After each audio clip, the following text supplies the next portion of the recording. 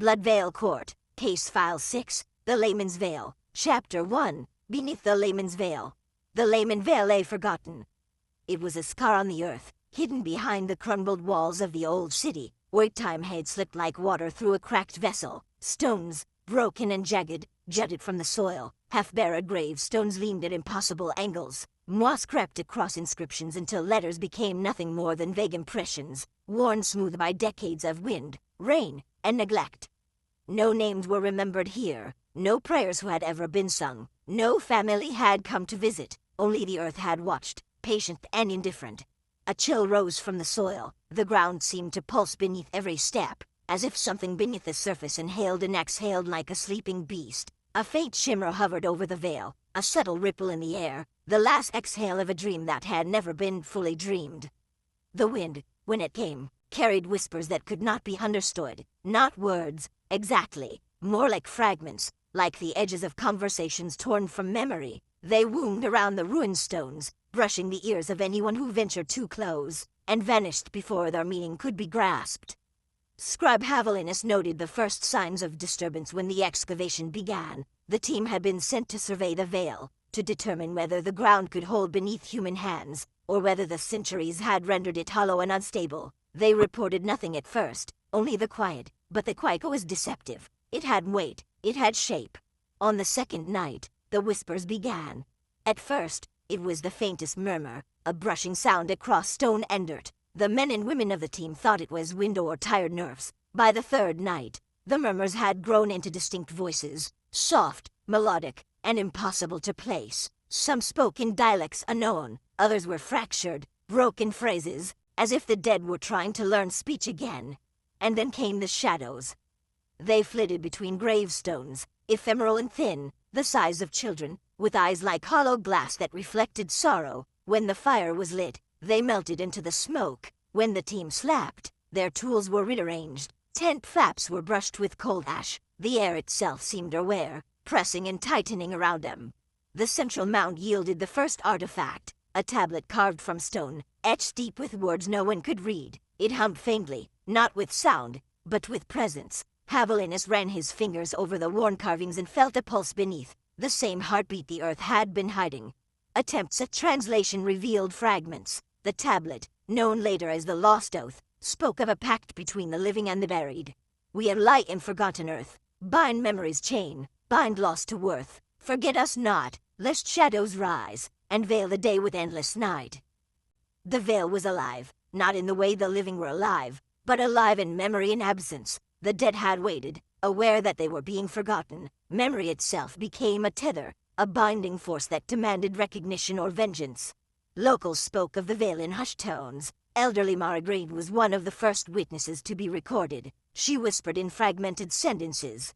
The children come for the forgotten. They don't ask, they only take, like a bell tolling for those no one remembers. Attempts to contain the veil shimmer with barriers failed. Standard words dissolved like smoke in sunlight. Adaptive measures could not hold the pulse of the forgotten in check. Havolinus noted every failure meticulously, recording the pattern. Memory, once neglected, could shape the living world.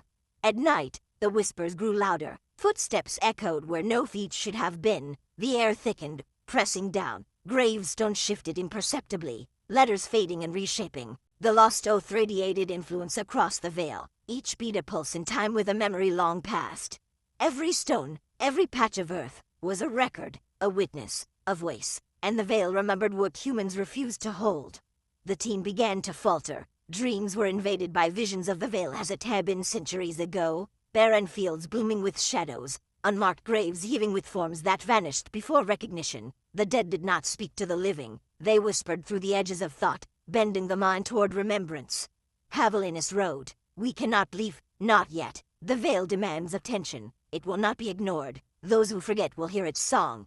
By the fifth night, the pattern was undeniable. The veil did not merely exist. It acted, it reached, it demanded acknowledgement. Every whisper, every shadow, every pulse in the ground was a reminder that the forgotten were present, and that forgetting them was no longer an option. The first chapter of investigation ended with a team on the verge of collapse. Sleep became impossible. Voices haunted even the daylight. Shadows lengthened unnaturally. Gravestones creaked, moving slightly under the earth. and the veil waited. Beneath the layman's veil, the dead remembered, and the living were beginning to listen. Chapter 2, The Whispering Grounds. The excavation team had been warned, but warnings are fragile things. Words slip, are misheard, or ignored, and so they came to the veil armed with tools and maps, carrying the arrogance of certainty. At first, there was only silence. The ruins welcomed them like a patient host, offering nothing but wine through broken stones and the distant cry of crows. They set up camp near the central mound, lanterns flickering against the darkness. By the second night, the whispers began. Low, indistinct, curling around the edges of the firelight. At first, they sounded like wind caught between stones, then, like human voices, but not human as they knew it. Words fractured, syllables misplaced, dialects lost to time, sentences that began and ended in nothing. The team argued, fatigue made ears deceive. It's just the wind, one said. It's the stone settling another. But the voices grew bolder. From the shadows between gravestones, ephemeral figures emerged, small, hollow-eyed, children, their forms wavering, edges blurring with smoke and moonlight. They moved silently, never stepping on the earth as the living do. Their eyes reflected sorrow too deep to name. At night, campfires sputtered, flames loomed as if smothered by invisible hands. Lanterns burned low, guttered, tools were found rearranged, sometimes stacked neatly, sometimes scattered as if by invisible tantrum. The air grew heavy, pressing into lungs, cold seeping into marrow. And then they found it. The central mound had been disturbed, not by the team, but by something beneath. A tablet lay there, not large, not ornamental, but old, older than the ruins themselves. Etched deep into the stone were characters unlike any known veil or common tongue, letters sharp, deliberate, worn by time yet unyielding. The team brought it to the light. Attempted translation yielded fragments, shadows of meaning. We are light and forgotten earth. Bind memory's chain, bind loss to worth. Forget us not, lest shadows rise, and veil the day with endless night. A pact, between the dead and those who walk the living world. A warning, a tether. The shadows moved closer as the tablet was handled. Figures flitted at the edge of vision. The whispers followed the words, threading themselves into the thoughts of each team member. Dreams became impossible. Sleep brought visions of graves unmarked, children waiting with empty mouths, eyes wide and expectant. One worker, a young man named Lauren, awoke to find his tools covered in cold ash. Another, Mara, felt the air thicken around her, as if the veil were breathing through her chest. At dawn, footprints appeared, bare, tiny, circling the tents, though no child had been seen walking near. By the third night, fear had taken form. One of the team claimed he saw a child leaning over the edge of a fresh grave, humming a lullaby he had never known but somehow remembered. Its voice brushed against his ears, threading into the memory of someone he had lost decades before. He did not wake until the sun broke through the clouds, drenched in sweat, shaking, unable to speak.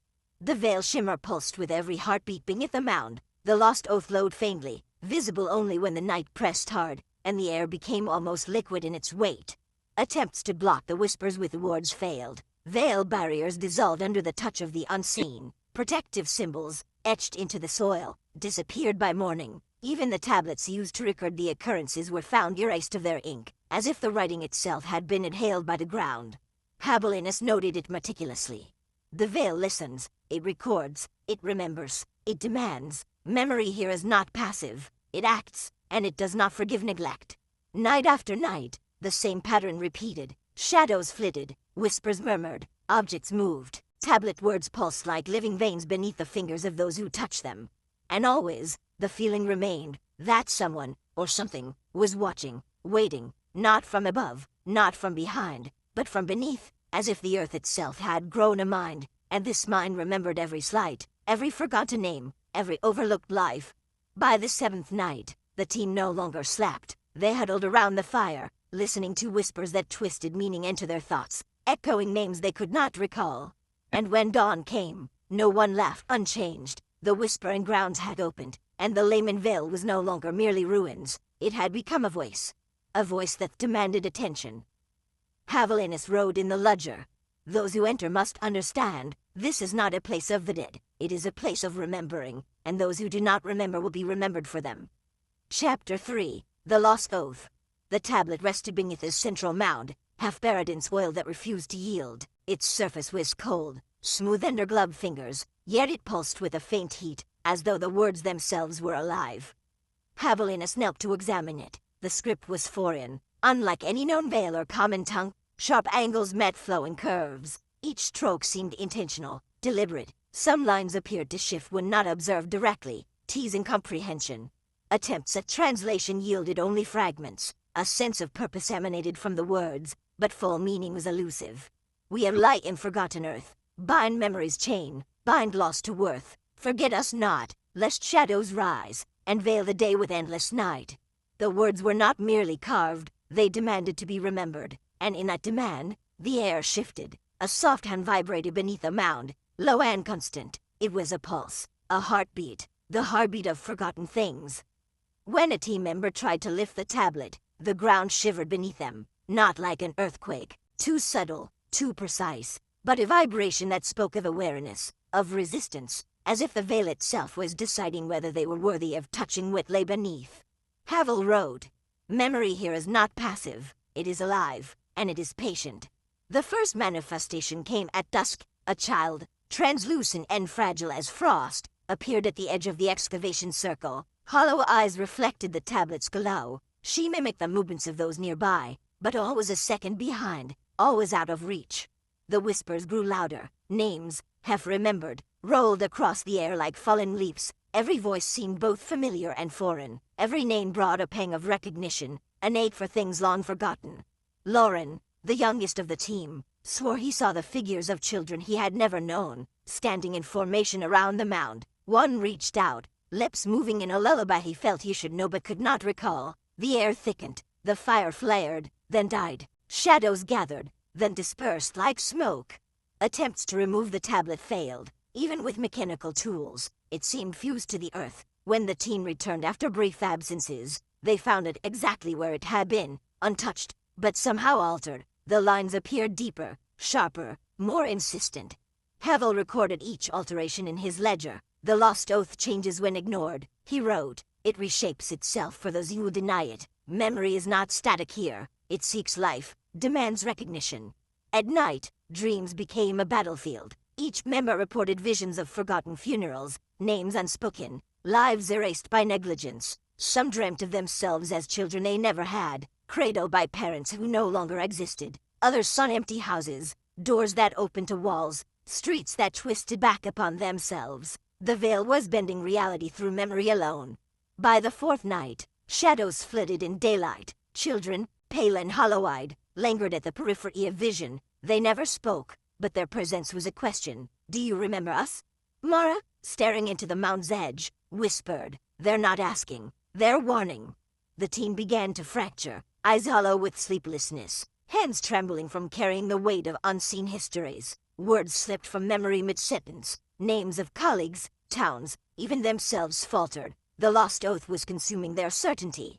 A breakthrough, or a curse, came when one member, tremulous, attempted to read aloud the inscription in full. The air thickened, and the veil responded. Wind rose from no direction, carrying whispers that layered atop each other. Shadows writhed across stones. Figures solidified, then melted, as though painted in memory and washed away by forgetting. Havel wrote in the ledger, "To speak the oath is to invoke the forgotten. To hear it is to accept their weight, and to ignore it is to risk being consumed by what the world refuses to name." When one arrived, the mound was different. Stones rearranged into patterns none had created. Footprints circled the perimeter in loops too precise for human hands. And the whispers, now they lingered even when silence fell. They followed the team back to camp, into dreams, and into the edges of waking thought. The lost oath was no longer a tablet. It was a pulse beneath the earth, a presence that demanded attention. It was memory incarnate, patient, persistent, and unforgiving. Havel's final note for the night. "We are no longer the observers. We are the remembered, and the veil waits for what we cannot recall." Chapter 4. Echoes of the Forgotten. The morning after the tablet's discovery, the veil seemed heavier. The air carried a subtle vibration, felt more than heard. It pressed against the skin, threaded into hair and clothing, as though the earth itself had exhaled a sigh of remembrance. Reports began almost immediately. Workers, those who had been at the excavation, described glimpses at the periphery of sight, shadows that moved independently, never fully human, never fully child. They darted between gravestones, their hollow eyes reflecting sorrow older than memory itself. Margrave, the elderly witness brought to the veil for consultation, murmured in fragmented sentences. They come, for the forgotten. They don't ask, only take, like a bell.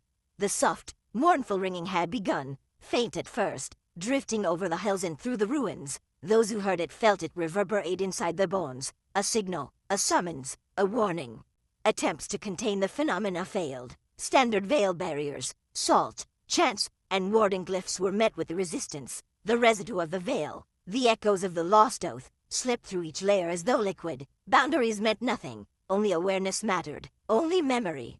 The team began documenting the appearances. Children at the edge of vision, faces twisted by sorrow. Each time a figure was glimpsed, a fragment of memory surfaced in the viewer's mind. Often not their own. Names half remembered. Events that had never happened. Locations they had never visited. Havel noted. Memory here is fluid. It seeks recognition. It reaches into the mind of the living to remind them what they cannot, or will not, recall. At night, the whispers evolved. They layered into voices, speaking in lost dialects, fractured phrases that hinted at rituals forgotten, promises broken, names erased. Each utterance tugged at the team's recollection, forcing confrontation with histories they had never lived, and yet somehow understood. By the third night, sleep became a liability. Dreams overlapped with waking thought. A worker would awaken with tears on their cheeks, whispering names of children they had never known, mothers they had never seen. Some awoke in different parts of the veil, mud on their hands, stone beneath their knees, with no memory of rising. The bell tolling persisted, faint and irregular, a rhythm not bound to clock or sun. Those who paid attention reported a sensation of anticipation. The ringing did not belong to the past, nor to the present. It belonged to the unseen, the unremembered, the overlooked. An unplanned encounter occurred at dusk. 3 figures, appearing child-sized, emerged from the eastern edge of the veil. No sound, no breath, just a faint outline of sorrow-made flesh. Each was holding something, a fragment, a token, a memory-made object, a cracked toy, a ragged piece of clothing, a discarded ring. The figures approached slowly, circling the camp, eyes hollow. They observed the team, then retreated, vanishing into the mist that had begun to rise from the veil. When the ground was examined afterward, faint imprints remained, etched into the soil like handwriting on paper. Havel's notes. They are not hunting us. They are cataloging what was lost. Each step, a reminder. Each glance, a ledger of forgotten lives. Even the gravestones seemed alive. Weathered names shimmered, some clearer, some blurred into illegibility. It was as though the veil itself were breathing memory outward, demanding recognition of the dead. A troubling development. A faint ringing began inside the skulls of those who had spent the most time near the mound. Not heard, but felt, pulsating. A bell tolling for names that could not be spoken, for children who had been erased from memory. Some refused to eat, some refused to speak. The air thickened with unspoken grief. By nightfall of the 5th day, it became clear. The echoes were not bound to the veil. They followed the team back to camp. Shadows clung to their peripheral vision. Whispering voices trailed them into tents and dining areas. Objects were moved, not by hand, but by the insistence of unseen presence. Tools rearranged, paper scattered. The smallest scrap of clay hummed with the residual veiled energy. Havel penned a caution. Do not assume these are hauntings. Do not assume they are malevolent. This is memory asserting itself. A ledger of what has been forgotten. To resist is to invite it into oneself. To ignore is to be consumed. The team convened at the campfire. Yet fire itself seemed uneasy. Flames wavered in the absence of wind, as though wary of revealing too much. Eyes met in silent understanding. The veil was not a place to conquer, to chart, or to contain. It was a place to witness, to acknowledge, to survive. Margrave knelt beside the mound once more, placing a hand against the soil, her voice trembling. They remember, and we must remember with them, or be forgotten ourselves. The whispers crescendoed as night deepened. A chorus that belonged neither to the living nor the dead, but to the space in between. The lost oath pulsed beneath the earth, its heartbeat entwined with the veil itself. Havel's final note for the chapter. Every echo is a life-denied remembrance. Every shadow, a story untold. We are intruders in a ledger older than our counting. The veil waits, it listens, and it will not forgive silence. Chapter 5. Notable Phenomena. The veil's disturbances began to manifest more tangibly after the fifth day. What had been whispers and shadows became measurable phenomena, effects that could be recorded, observed, catalogued. Veil resonance. Instruments placed around the veil registered fluctuations far beyond normal ambient readings. The air shimmered with low-frequency vibrations. Sometimes it pulsed like a heartbeat. Other times, it felt erratic, skipping, as if the earth itself were stuttering. Personnel who approached these zones reported vertigo, a sudden fatigue, and an almost hypnotic draw toward the central mound. The team noted, proximity altered perception. Clocks ran slower. Shadows seemed heavier. A sense of time stretching backward over long-forgotten events took a hold. Memory fading. Perhaps the most alarming phenomenon was the effect on memory. Individuals stationed near the veil reported gradual loss of short-term recall, names of colleagues, the reason for their presence, even personal histories slipped into blanks that grew by the hour. In one case, Requider Fenn could not remember the death of his own mother, though her grave stood a mere 2 towns away. Another worker, Kira Soul, forgot she had ever borne a child, only to have the memory return as a vivid vision, accompanied by tears and grief. Havel's observation. The veil does not merely take memory, it reassigns its weight. What was forgotten presses outward. What is remembered becomes fluid, to linger is to be rewritten. The bell toll. The spectral bell sounded again, faint at first, like distant chiming through thick stone, then louder, resonating through bone and metal. It was not bound by any visible source. Those near the toll described a sensation of summoning, a gentle yet inexorable pull toward the mound. Some fell to their knees, hands to ears, unable to resist the auditory pull. The sound did not merely echo, it interrogated, asking for names, lives, promises made and broken, histories ignored. Mara Grieve, when asked, whispered, "Each toll is a ledger, each note, a reminder. You do not hear it, you answer it." The tolling was erratic. It could occur at any hour. There was no pattern discernible to science or veil mapping, and yet, every toll left a residue of unease, a physical sense of the veil remembering those who had entered its bounds. Ash bone residuals. Fragments of bone, ash, and disintegrated ceremonial cloth began surfacing around the excavation. These were not artifacts of the dead as they had been buried. They were memories made material. Objects once discarded by the living reappeared altered. A child's doll melted in trash, then reformed. A comb snapped and twisted, then reassembled in a distorted shape. Each artifact hummed faintly, vibrating with unseen energy. Personnel reported that handling these objects often induced visions, partial recollections, sometimes terrifyingly accurate, sometimes entirely alien. One worker saw his own childhood, yet in a home he had never known, attended by faces that did not belong. Environmental changes. The veil itself began to shift subtly. Trees bent unnaturally toward the mound. Moss and grass moved as though breathing. Fog gathered in patterns that mimicked letters, forming brief, indecipherable inscriptions before dispersing. Wind behaved strangely. At times it flowed inward, defying natural pressure. Rain fell in isolated patches. Even sunlight fractured in the canopy, casting shadows that moved contrary to the sun's position. Havel's note. The veil is alive with memory. It is responsive, not reactive. It anticipates. It nudges. Every element is a brushstroke in a ledger of remembrance. Behavioral effects on team. By the 7th day, personnel fatigue was compounded by psychological strain. Dreams were invaded by fragments of the veil, faces of the long dead, voices of children, unspoken regrets. Some experienced compulsions to write names, carve symbols, or kneel before graves that bore no markers. 2 members, sent to map the boundaries, became disoriented, wandering for hours in circles, returning with no memory of distance traveled, but with sketches of graves and symbols they had not consciously seen. Havel's observation. Memory here is contagious. It spreads, in fact, insists. The veil does not merely mark its territory, it writes onto those who enter. The day ended with another bell toll, the air vibrating through bone and soil. Shadows lengthened unnaturally. The central mound seemed to pulse, as if acknowledging the record-keeping of the team. Mara Grieve, kneeling once again, pressed her hands into the soil and whispered, "Do you see them? The ones who wait, they are not gone, and they do not forgive being forgotten." Havel's closing note for the chapter. This is no longer exploration. We are not observers, we are participants. Every breath we take, every name we fail to recall, is accounted for in a ledger beneath our feet. The veil waits, it watches, and it remembers. Chapter 6, Current Hypothesis. After 7 days of continuous observation and recording, the patterns became impossible to ignore. What the veil did was not chaotic, it was purposeful. The layman's veil is ascension fracture. The central hypothesis emerged from repeated anomalies. The veil is not merely haunted, it is a locus of memory energy that has consolidated into ascension, reactive form. Havel's note. We are no longer observing echoes. The echoes have become themselves. They coalesce into force with intent, direction, and desire.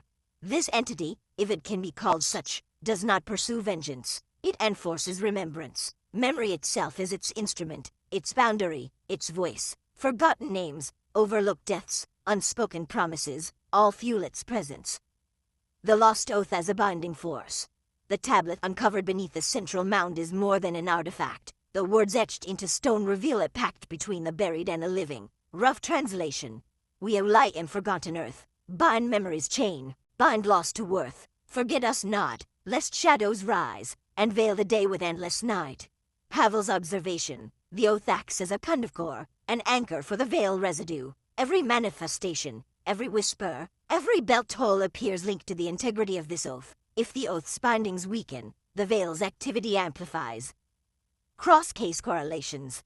When overlaid with previous case files, the Hollow Inquirer, Ashbone Pact, and Red Thread Hymnal, striking similarities appear. 1. Memory-based anomalies. 2. Manifestation of entities tethered to forgotten acts. 3. Resistance to conventional veiled barriers. 4. Compulsion of witnesses to record, write, or name. Havel's note. We are seeing a consistent pattern. When humans forget, these echoes fill the void. When memory is restored or acknowledged, the entity retreats. Briefly, it does not cease. Human interaction as catalyst. Team behavior is no longer neutral. Every human enter in the veil becomes part of the feedback loop. Memory fading, hallucinations, compulsion tracked. These are not side effects. They are functional. The veil tests, observes, and corrects the ledger of remembrance.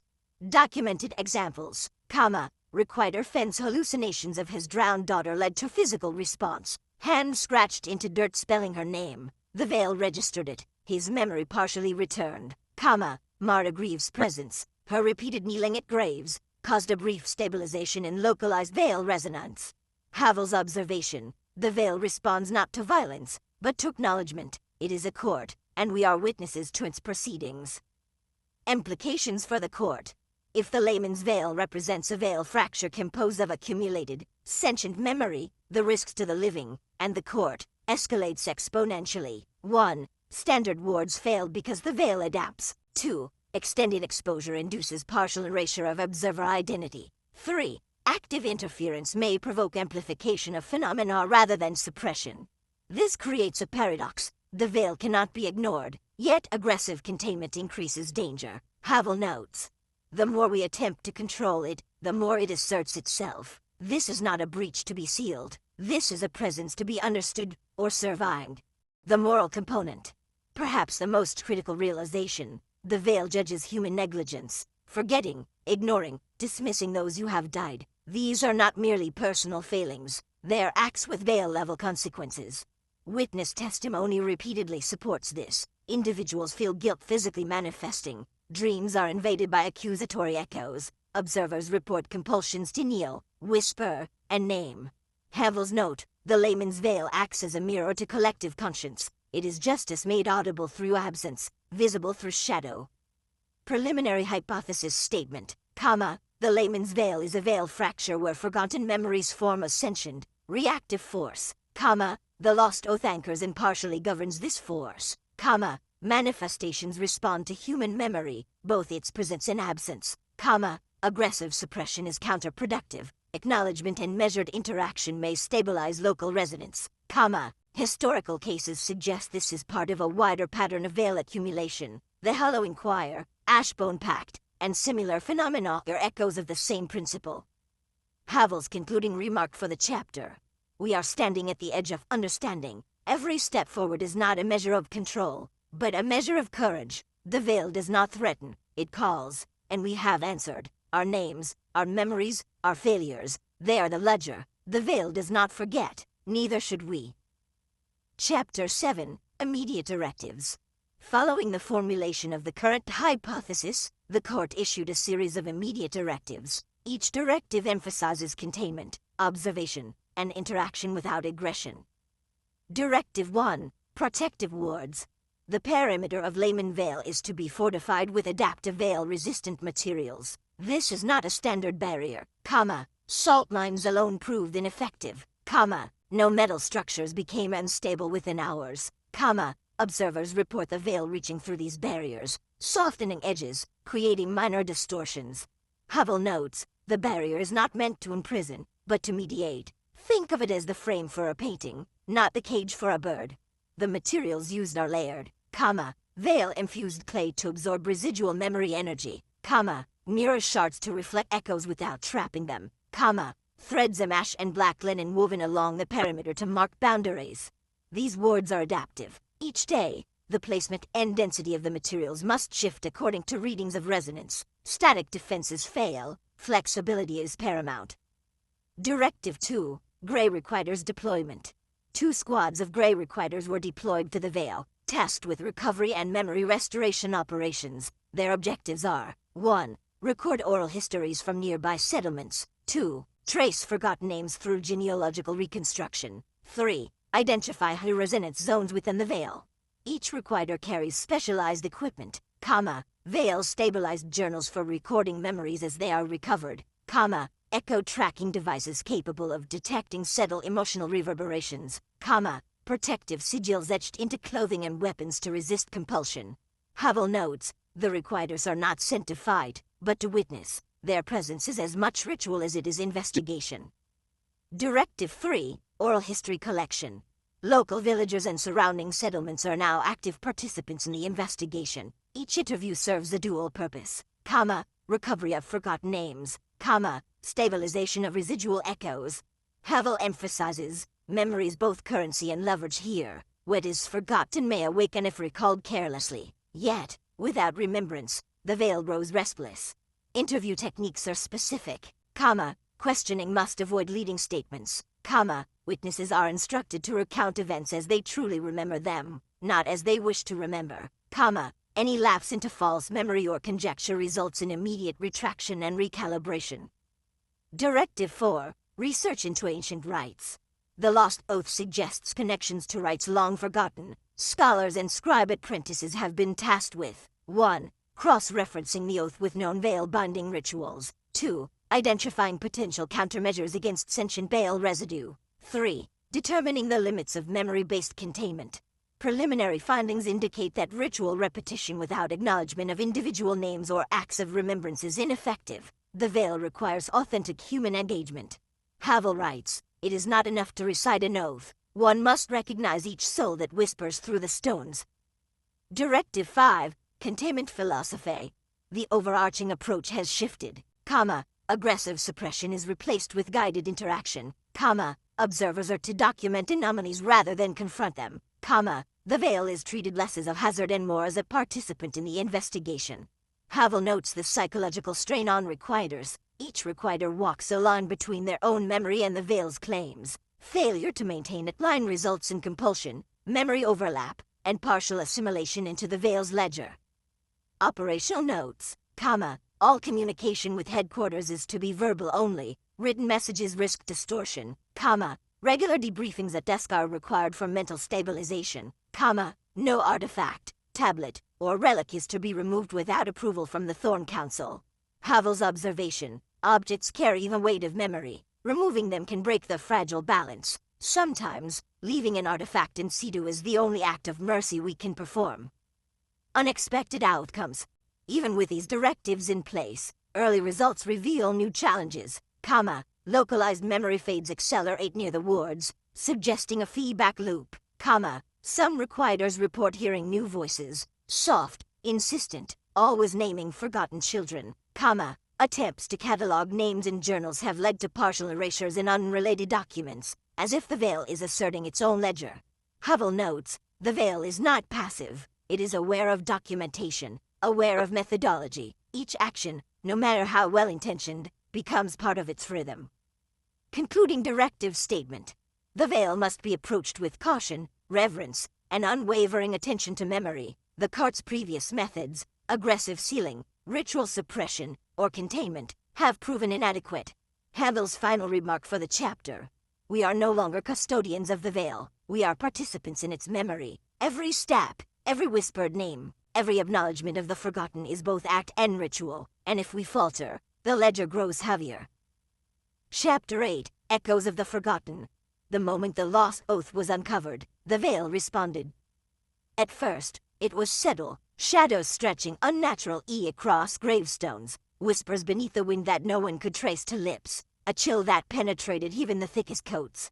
The workers who remained in the veil reported something deeper, voices repeating names no one could recall, fragments of phrases from languages thought extinct, footsteps that echoed from nowhere and everywhere.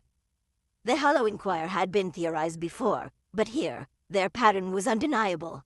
Figures appeared, child-sized, indistinct, their eyes hollow yet glimmering, moving only at the edge of vision, vanishing when approached directly, leaving behind only a faint ringing, like a bell tolling from deep beneath the earth. Havel writes, they are not specters, they are the memory of being forgotten, given substance and intention. Some workers attempted communication, speaking aloud names from memory, hoping to appease them, reciting prayers, hoping for recognition, yet, each attempt seemed to increase the activity.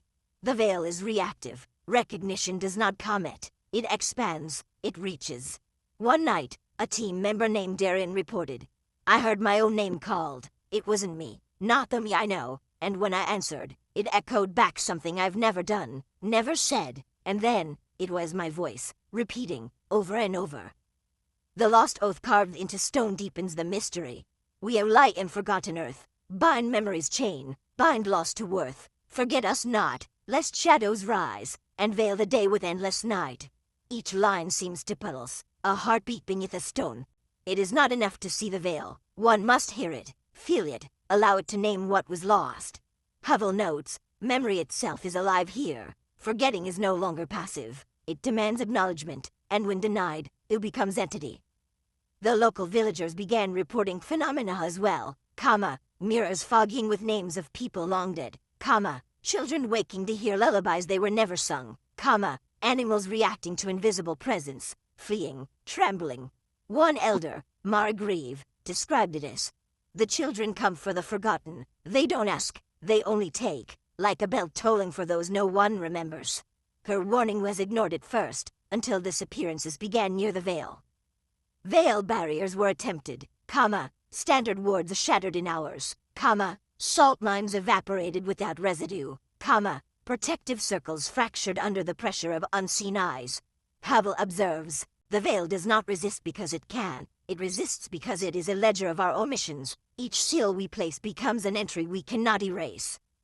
The requiters documented, footprints appearing where no one walked, shadows that layered over one another, forming fleeting shapes, bell tolls echoing from graves themselves.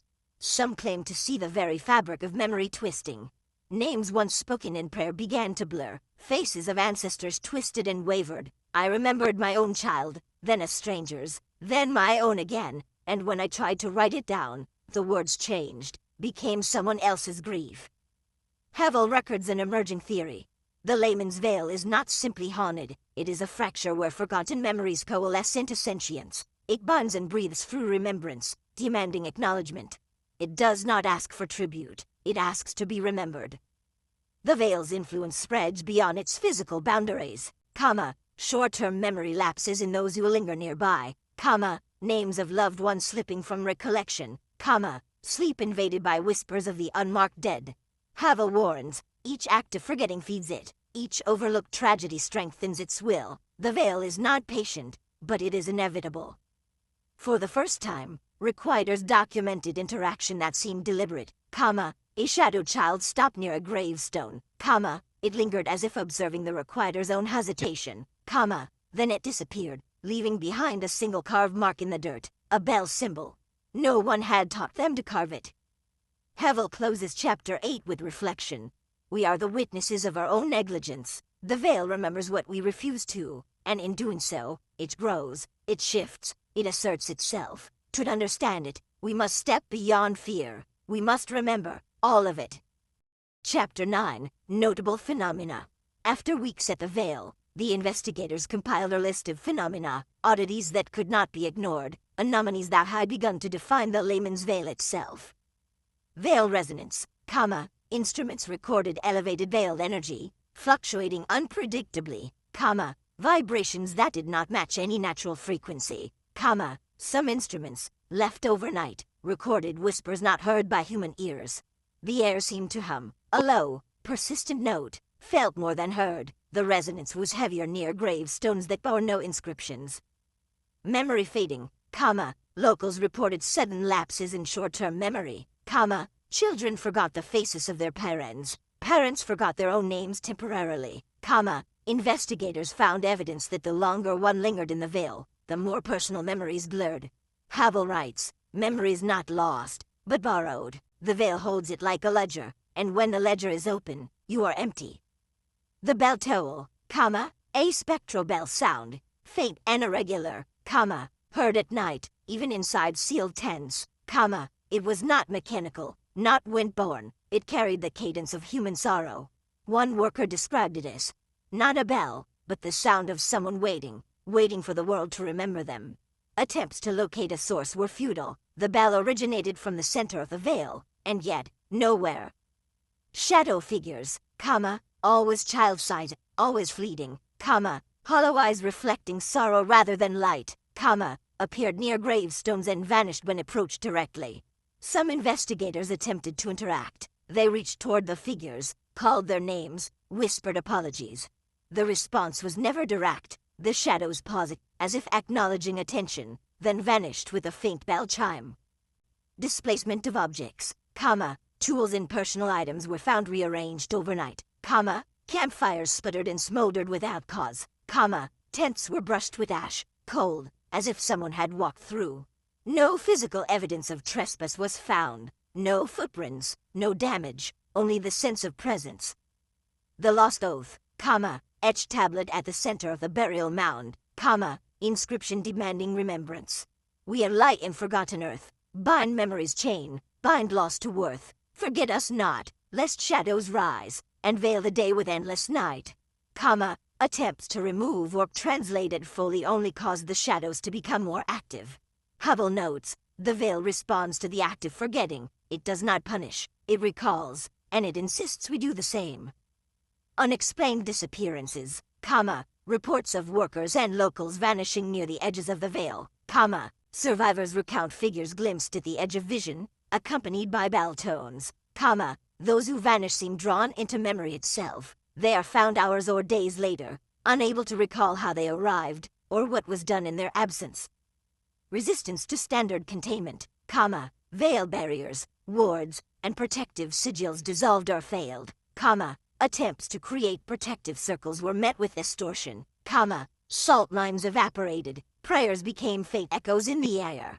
Hevel concludes, the veil cannot be caged, it cannot be controlled, it reacts, it reflects, it remembers. Each attempt to bind it only strengthens its awareness of us. The patterns reveal one truth, the veil is sentient, not in the traditional sense, not malevolent, it is alive with memory, aware of what has been forgotten, and responsive to the presence of those who recall or fail to. Each phenomenon is not separate, they are threads of the same weave. The layman's veil is a living ledger, cataloging neglect, memory, and omission. Havel warns, each anomaly is a reminder, each bell, each shadow, each lapse in memory, they are voices. If we do not heed them, we risk becoming entries ourselves, forgotten and accounted for. Chapter 10. Current Hypothesis. After weeks of observation, reports, and fragmented testimony, the court's scribes began to assemble a working hypothesis. The layman's veil was no simple haunting. No single anomaly explained the magnitude of what was occurring. Havelinus writes, the veil is not inert, it is reactive. Every forgotten child, every unmarked grave, every story left untold feeds its presence. Memory itself is the veil's sustenance, and the forgotten art's agents. The theory. 1. The layman's veil may represent a deep veil fracture, a convergence point where forgotten memories coalesce. 2. The lost oath binds these memories into sentient force. It demands remembrance. Neglect provokes response. 3. Echoes, shadows, whispers, spectral bells are not spirits in the traditional sense. They are memory incarnate, reminders given form. Comparative analysis, the Hollow Choir, Case 5, displayed similar patterns, lost voices seeking to be known, the Ashbone Pact, Case 1, involved forgotten deaths, Layman Vale appears to be a nexus, linking these events through a network of memory and omission. Havel notes, this is not coincidence. The veil reacts, not to the living, but to the patterns of forgetting across time and place. The echoes are cumulative, like sediment layered over centuries. Observed behaviors, local residents experience memory fading, witnesses report shadows that mirror loss and sorrow, spectral bell tolls accompany disappearances or memory lapses, standard veil containment fails, attempts only increase activity. It is as if the veil measures attention, or lack thereof. A glance remembered or forgotten determines the intensity of the response. Implications for containment, conventional wards are insufficient. Adaptive measures must be devised, Grey requiters may intervene, but only as observers and memory bearers, not as enforcers, oral histories, recollection of names, and public acts of remembrance may serve as temporary countermeasures.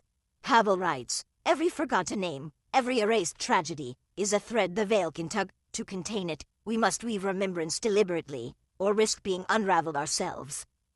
The veil's intent, the veil does not appear malevolent, its actions are corrective, reactive, and cumulative, every phenomenon, bell, shadow, fading memory, communicates a single message.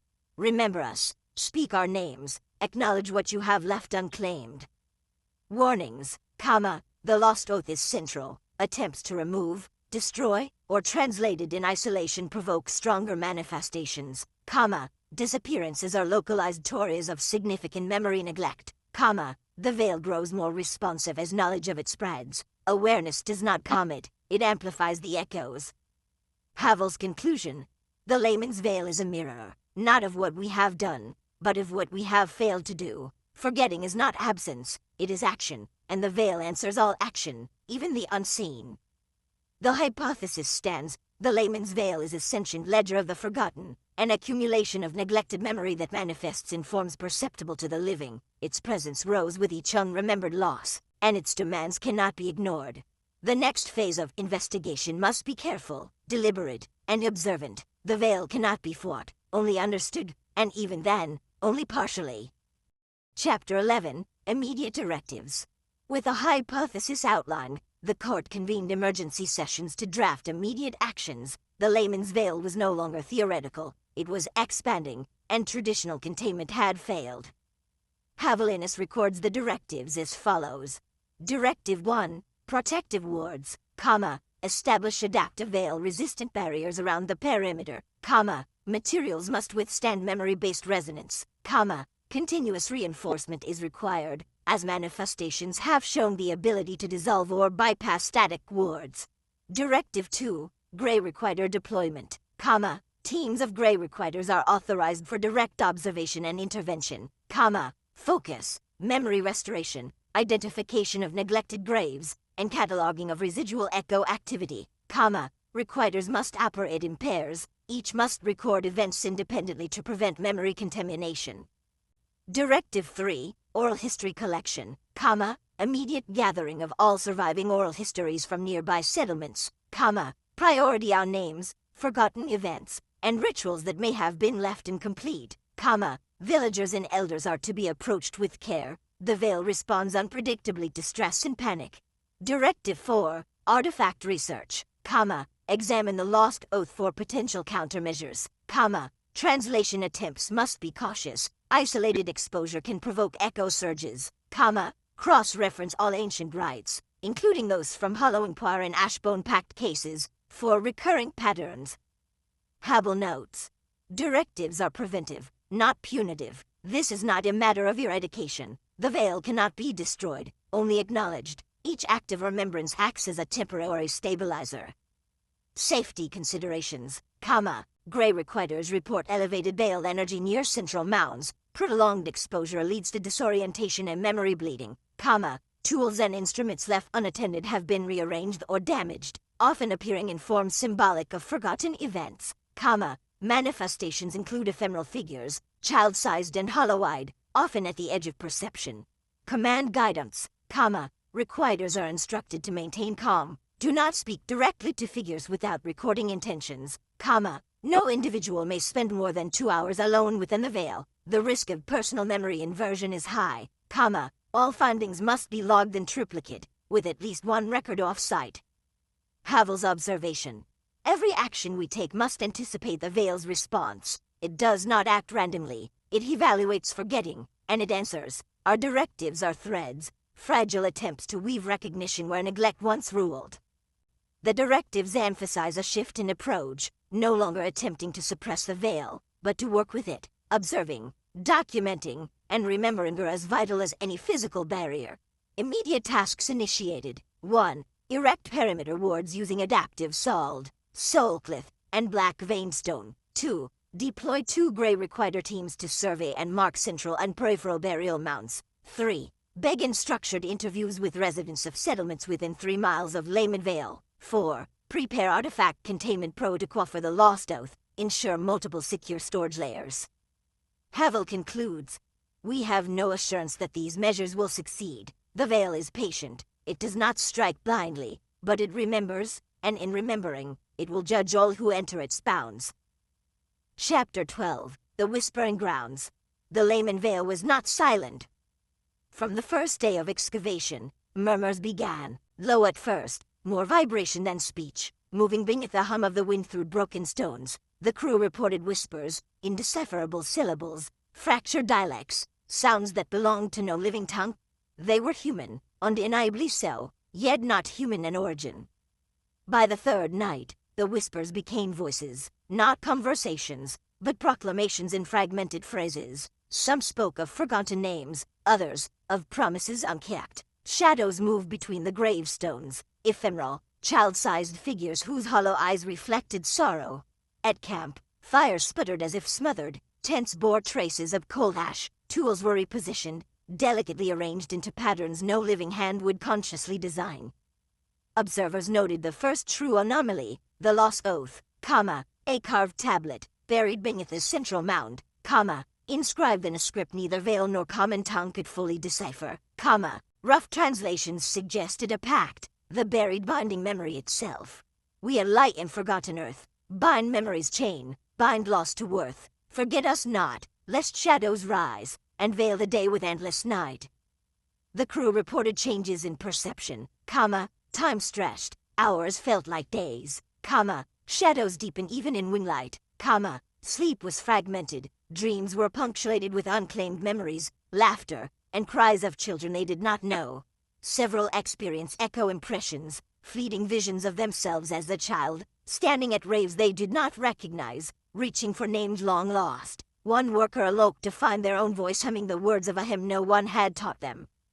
Phenomena observed, veil resonance, energy readings fluctuated wildly near central mounds, memory fading. Locals who visited reported short-term memory loss of names, recent conversations, and familiar objects, the bell towel, a faint, spectral chime echoed at random intervals, audible only at the edge of perception. One elderly woman, Margrieve, survived an encounter. Her testimony. The children come for the forgotten. They don't ask, they only take, like a bell tolling for those no one remembers. Her hands shook as she recited the phrases she could barely recall. The veil seemed to react. A tremor ran through the ground beneath her feet.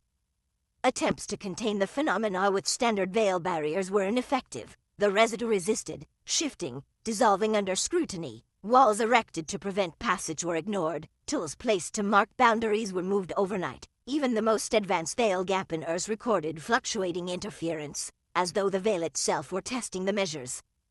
Habelinus noted, the Whispering Grounds are not merely echoes of the dead. They are sentience drawn from what has been forgotten. Every act of remembrance, every recorded name, every whispered vow, these are threads, and the veil reacts when threads are frayed or severed.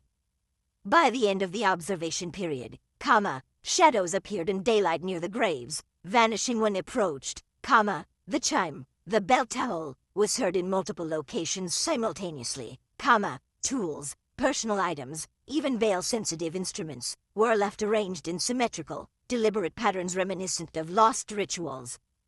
Directive updates were issued. 1. Increase frequency of recording whispered phenomena. 2. Establish redundant monitoring points around central and peripheral mounts. 3. Initiate psychological support for the excavation team. Exposure to persistent echoes caused anxiety, confusion, and in some cases, hallucinations. The whispering grounds will not yield secrets willingly, Havel wrote. We listen, we document, and we remember. Only then may we hope to survive the echoes. Chapter 13. The Lost Oath. Beneath the central mound of Layman Vale, the tablet known as the Lost Oath lay buried for centuries. Its surface was worn, blackened with age and soil. The script was unlike any recorded Vale or common tongue. Each character seemed to pulse faintly, as though resonating with the very earth itself. Initial translation attempts revealed fragments of meaning, words of warning and promise, intertwined with threats of consequence.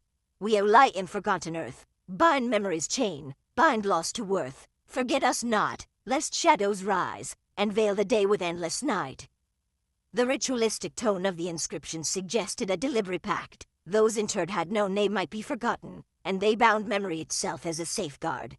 Havelinus documented the effects of unearthing the tablet, shadows deepened near the mound, stretching unnaturally in daylight, whispers intensified, now speaking complete phrases and fractured, lost dialects, the spectral bell sounded on irregular intervals, sometimes in clusters, sometimes as a lone chime. Excavation team notes, tools placed in symmetrical patterns were now left untouched. The veil seemed to dictate their arrangement, attempts to photograph or measure the tablet produced inconsistent results. The ink would blur or shift when cameras recorded it, team members experienced vivid flashbacks, not their own memories, but events that had occurred on these grounds centuries before. One observer, Requiderthane, described a vision. I saw children standing in a field of ash. They were laughing, crying, playing, and I knew, without doubt, that they had never been alive for me, yet they remembered me. The Lost Oaths present suggested memory itself was a living force. Every act of remembrance, every failure to remember, seemed to feed it, and with each excavation, its influence grew, soil beneath the mound pulsed faintly, almost like a heartbeat, the whispering voices began to harmonize, creating mournful, subtle choruses, the air near the tablet carried a scent of dried herbs and smoke, faintly lavender, a smell that drew some observers into trance-like states. Habelinus. This tablet is not merely a record, it is a key, a lock, and a warning. It compels remembrance, it punishes oblivion. The veil responds to our acts of forgetfulness as much as it does to memory. Attempts to remove the tablet were met with resistance, tents collapsed, tools fell inexplicably, shadows coalesced near the edges of vision, attempts to transport the tablet caused workers to faint or experience severe disorientation, one team member awoke days later, hours away from the site, repeating a child's lullaby in a dialect no one recognized. A record of an incident, a young scribe approached the tablet and traced one character with his finger, he froze mid-step, staring into the stone, when questioned, he whispered, I know their names, and I have forgot my own. This marked the first known case of memory inversion, where recollection of the veils forgotten bound the observer's personal memory. Directive updates. 1. The Lost Oath is to remain in situ. Removal attempts are prohibited. 2. Monitoring must focus on psychic resonance, shadow movement, and auditory anomalies. 3. Teams must record their own memories before approaching. Memory logs are mandatory for all observers. Habelinus concluded the chapter with a warning. The Lost Oath does not ask, it commands. We can only document, or risk becoming part of the forgotten it enforces. We remember, or we vanish. There is no middle ground. Chapter 14. Echoes of the Forgotten. After the discovery of the Lost Oath, the veil began to change. Subtle at first, whispers that lingered longer, shadows that hesitated, but soon, more overt signs emerged. Reports came from nearby settlements, people disappearing without trace, always near the edge of the veil. Witnesses described figures appearing only for a moment, child-sized shadows, hollow-eyed, moving between gravestones, the faint sound of bells, untraceable in origin, tolling softly, cold spots, sudden gusts of wind, as if the veil itself exhaled. One survivor, Margrieve, an elderly woman, recounted. The children come for the forgotten. They don't ask, they only take, like a bell tolling for those no one remembers. Teams sent to investigate noted patterns, disappearances coincided with auditory phenomena. The bell toll, a faint echo of a child's laughter, a whisper in a forgotten dialect, standard veil barriers failed. The residue resisted containment, shifting when observed, dissolving when approached with instruments, the lost oath seemed to pulse with each incident, almost as if it were. Observers began to note a shared experience, a sense of being watched, not by living eyes, but by memory itself, names of the dead, long forgotten, surfacing unbidden in thoughts, flashbacks of events that never personally occurred, memories borrowed from the veil. Requider logs noted the psychological toll, insomnia and vertigo among survey teams, sudden tears, laughter, or fear without stimulus, compulsion to retrace the steps of those buried beneath the veil.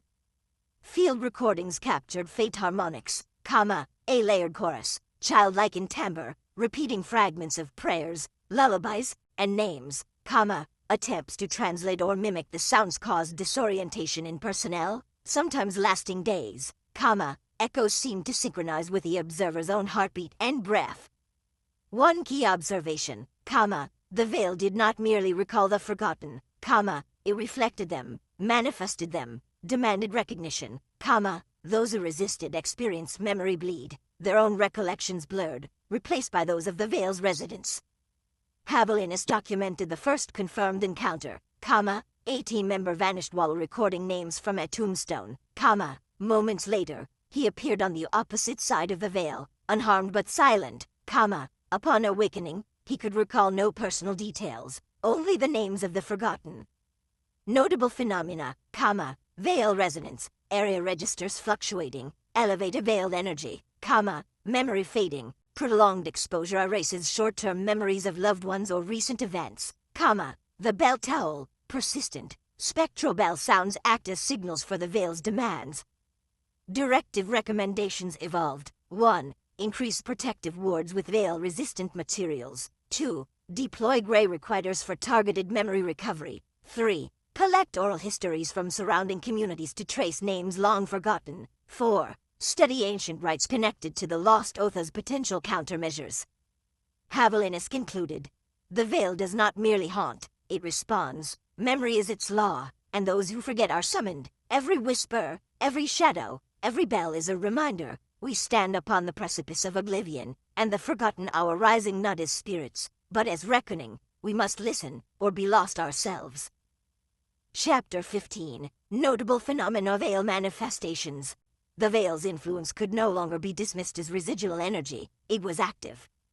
Field teams recorded increasingly unsettling events. Shadows lengthened unnaturally, flickering even without light sources. The soil beneath gravestones shifted subtly, forming patterns only perceptible when viewed from the periphery of vision, observers reported cold spots that lingered, not dissipating like normal drafts, whispers grew louder at night, rising in complex cadences, sometimes repeating entire fragments of spoken conversations overheard days before, even the floor seemed affected. Moss and weeds thrived in strange spirals, growing towards certain gravestones while avoiding others.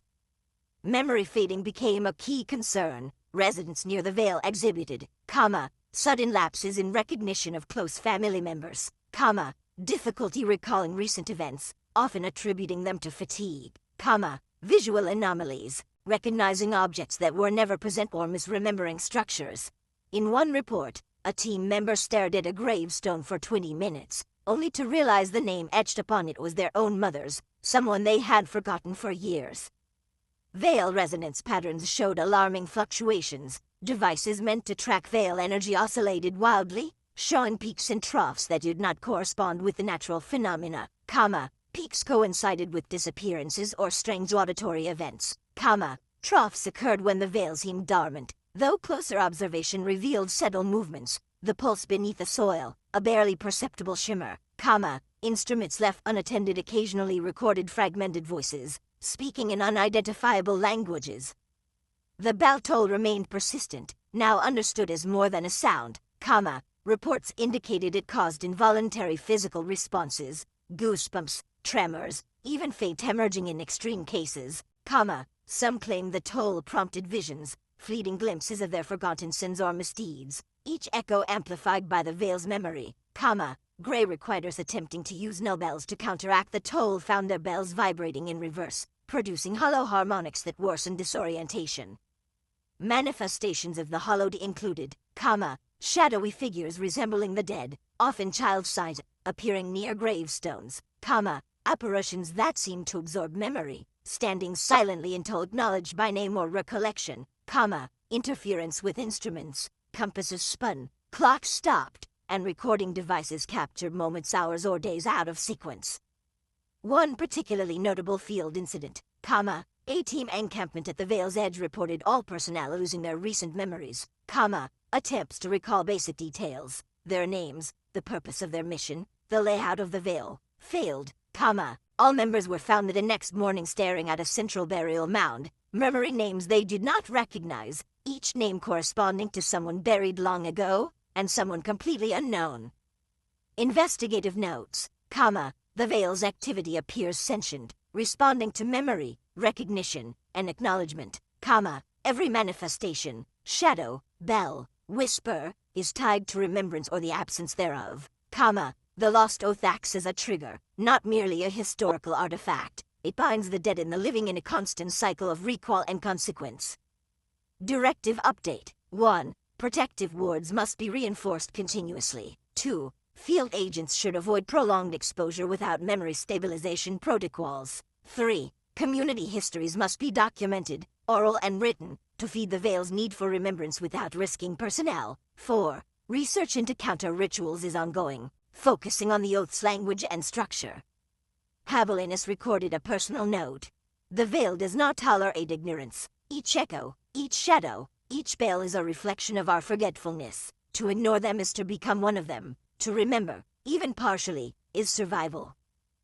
Chapter 16. The Disappearing Survey Team.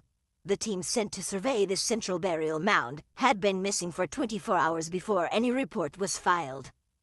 The first signs were subtle, their campfires sputtering despite wingless conditions, tools misplaced, tents brushed with fine gray ash, nothing overtly violent, nothing immediate, only the sense of something watching, One agent swore the whispers called his name, softly, familiarly, like a sibling from a half-forgotten dream, Another described shadowy, child-sized figures flitting just beyond the firelight, pausing to glance in silent acknowledgement before vanishing into nothing. Attempts to locate the missing team yielded anomalies, their footprints began at the camp, led outward for several meters, then abruptly ended, equipment left behind appeared altered, maps marked with additional burial sites that no one recalled noting, survey logs rewritten in unfamiliar script, the central burial mound seemed subtly moved, as if the earth itself had shifted in anticipation of something. When a second team entered Nevale, they found fragments of the first, a half-burned notebook, pages wet yet not decaying, with drawings of figures walking sideways across gravestones, a single boot, perfectly clean, floating in a shallow depression where soil should have resisted disturbance, a small carved tablet, similar to the lost oath, embedded in the mud, etched in a language only partially legible. We wait where memory falters. Eyewitness accounts were compiled after brief exposures, surveyors reported losing sense of time. Minutes stretched into hours, hours contracted into a single heartbeat, names, even their own, slipped from consciousness and had to be repeated aloud to remain, a strange light, faint and pulsating, seemed to guide them deeper into the Vale, yet no one recalled stepping there. At night, communication with the outside world failed, radio signals distorted, producing fragments of half-remembered conversations, messages from long-deceased relatives, or warnings from unknown voices, One recorder captured a child speaking in multiple tongues, repeating the phrase, "You left us here," Another caught the sound of a bell tolling from beneath the soil, faint but insistent, accompanied by footsteps circling the camp. By dawn, when Grey requiters entered the Vale for recovery, there were no living members of the first team, no signs of struggle, no injuries, only scattered personal items, arranged in patterns resembling constellations, the stars of some forgotten sky, the team's leader's journal contained a single entry, written in trembling hand. We see them now, the forgotten ones. They do not ask for memory, they claim it, and we are part of it.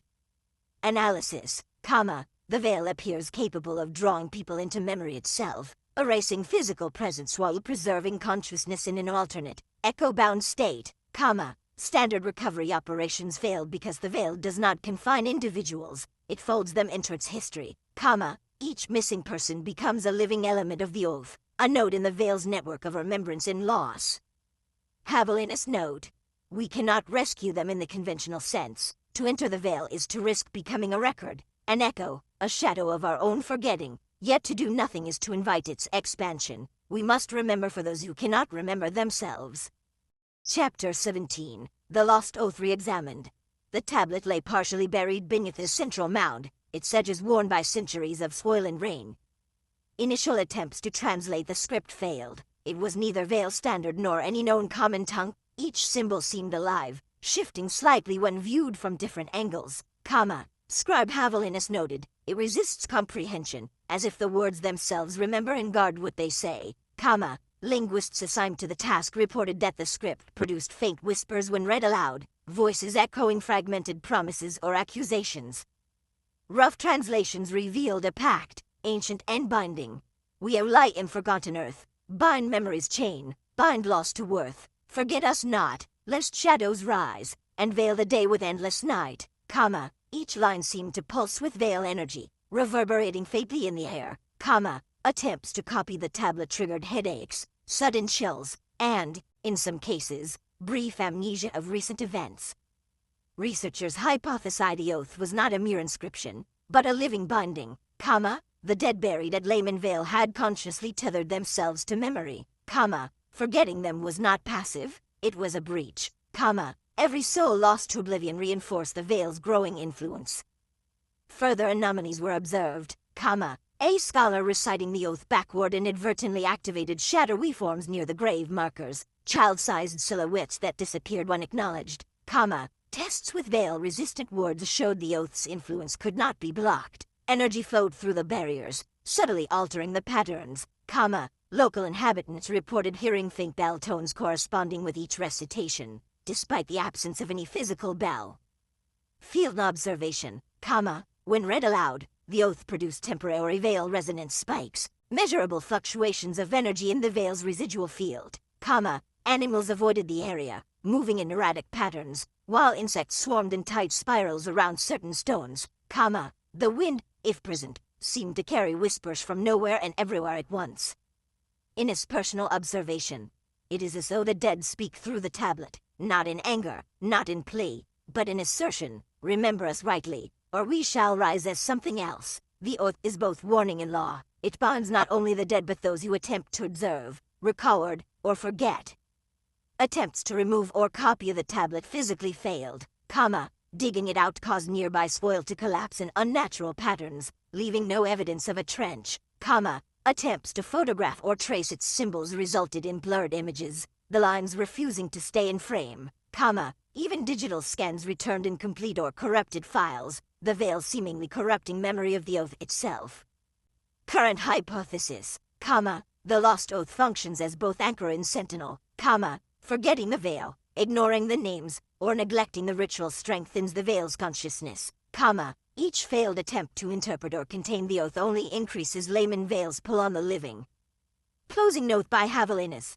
We cannot simply study the oath. We must live with its reminder. Every breath in the Vale echoes its words. Every step taken in the ruins carries the weight of the forgotten. To see, hear, or touch the tablet is to acknowledge our own complicity in the silence we allowed. The oath is not history. It is a mandate. Chapter 18. Echoes of the Forgotten. Since the uncovering of the lost oath, the Vale has not remained silent. Reports of disappearances have surged. Locals describe glimpses, fleeting, always peripheral, of figures too thin and pale to be wholly human, children, or what resemble children, with hollow eyes reflecting sorrow, shadows that do not stretch toward the sun but away from it, curling unnatural around gravestones, whispers that imitate familiar voices, mothers, siblings, friends, but wrong, fractured. One elderly woman, Margrave, gave fragmented testimony. The children come for the forgotten. They don't ask, they only take, like a bell tolling for those no one remembers, those taken are not always seen again, occasionally, they return changed, carrying small mementos, ash, broken thread, carved symbols, sometimes, they speak of places no living map contains. Field investigators noted a pattern, sightings increase near the central burial mound, sounds of fate bells accompany each encounter, even when no bells exist, residual veil readings spike unpredictably, particularly at dawn and dusk. Gray requires dispatched to investigate recorded phenomena, tents brushed by cold ash at night, tools rearranged without explanation, the feeling of being watched, not from outside, but from within the observer's own mind. One requiter, before losing consciousness, scrawled in his journal, "They are here, and they are remembering what we cannot." Attempts to contain the veil, standard veil barriers partially suppress the manifestations but fail entirely when the oath is recited, energy readings indicate the veil adapts to containment measures, finding new vectors to influence memory, oral histories gathered from neighboring settlements suggest the veil draws on the act of forgetting itself. The more someone tries to ignore it, the stronger its presence becomes. Observational note from Scribe Javelinus. The forgotten do not haunt, they assert, they remind. Each memory ignored strengthens the veil's pull. It is less a place than a verdict, or a reckoning of all who chose not to remember. Chapter 19. The Hollow Inquirer returns. The first signs came in whispers. Not the faint murmurs of the veil alone, but voices, layered, repeating, imitating, a choir of lost attempts, words broken, dialects unknown, fragments of old prayers, sound drifting through the air with no origin, each note seeming to cling to memory, as if seeking a mind to occupy. Investigators described it as a living melody, sad and insistent, the hollow inquirer is not heard in the usual sense, it is felt in bones, in the gut, a resonance that unravels certainty, those exposed report visions of graves unmarked, hands stretched upward, mouths open in silent song. Gray requirers sent to monitor the choir recorded unusual phenomena, lights in the veil flickered in rhythm with the voices, shadows cast by trees elongated and bent against natural angles, instruments, bells, and ceremonial items rang hollow even when untouched. Witness accounts, a farmer at the veil's edge saw figures moving in a pattern, children, men, women, all pale, all synchronized, one requiter, standing at the central mound, heard his own mother's voice, though she had died decades ago, another swore the choir hummed the sound of a lullaby he had forgotten he ever knew. Patterns emerging from observation logs. 1. The choir seems drawn to memory wounds, regrets, forgotten faces, unspoken farewells. 2. Their movement is intentional, almost ritualistic, shaping the veil as if conducting an unseen rite. 3. Interaction with them accelerates memory fading for the living, yet restores the forgotten names of the dead. Scribe Javelinus notes, the hollow inquirer does not simply return, it reclaims the living art's instruments, whether they know it or not. Listening is unavoidable, and silence is no longer safe. Field experiment, requiters attempted to sing along, to harmonize with the choir, result, severe disorientation, loss of short-term memory, and visions of deceased individuals emerging from the earth, the choir did not retaliate, it observed, it waited. The choir's purpose remains uncertain, is it mourning, is it judgment, or is it a warning of the veil's instability? All agree on one point, the choir responds to tension, ignoring it only strengthens its resonance, attempting to dominate it, contain it, or silence it results in an unpredictable amplification of veil activity. Closing observation, the hollow inquirer is active, the layman's veil continues to expand influence, memory, forgotten and suppressed, now serves as the choir's conduit. Chapter 20, The Final Reckoning at Layman Vale. The air was thick with veil resonance. No wind, no movement, only the soft pulse beneath the soil, the heartbeat of the forgotten.